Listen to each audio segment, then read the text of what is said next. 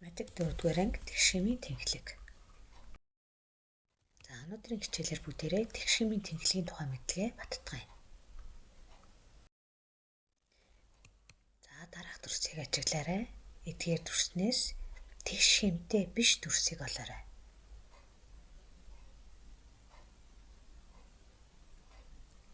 За улаан дүрс тэгшимтэй биш дүрс ахна тийм ээ.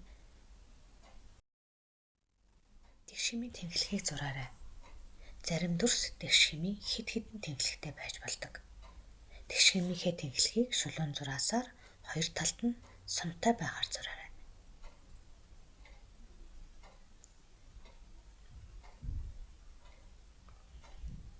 За эхний дүрсийн тэгшимийн тэнхлэгийг харъя. За 4 тэгшимийн тэнхлэгтэй байна тийм ээ. За дараагийн дүрс 2 тэгшимийн тэнхлэгтэй, 3 тэгшимийн тэнхлэгтэй. За дараагийн дүрс 1 тэгшимийн тэнхлэгтэй байна. За доорх дүрсүүдийг ажиглаарай. Тэгшимийн тэнхлэгийг буруу зурсан зургийг сонгоорой. За эхний дүрсийн тэгшимийн тэнхлэгийг ингэж зурсан байна. За B, C, D дүрснийхийг зурсан байна. За алийг буруу зурсан бэ хүүхдүүд ээ? За B дүрснийхийг буруу зурсан байна.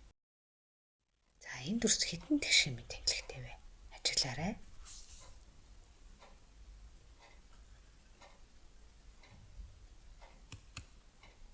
За 4 тэгшимийн тэнхлэгтэй байсан байна.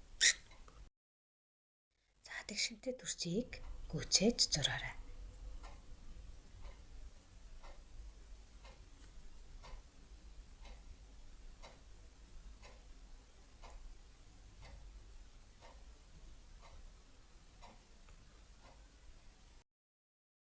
За би дан гүйцэтгэрэй хүүхдүүд ээ. Тэгшимийн тэнхлэгтэй 4 дүрс зураарай.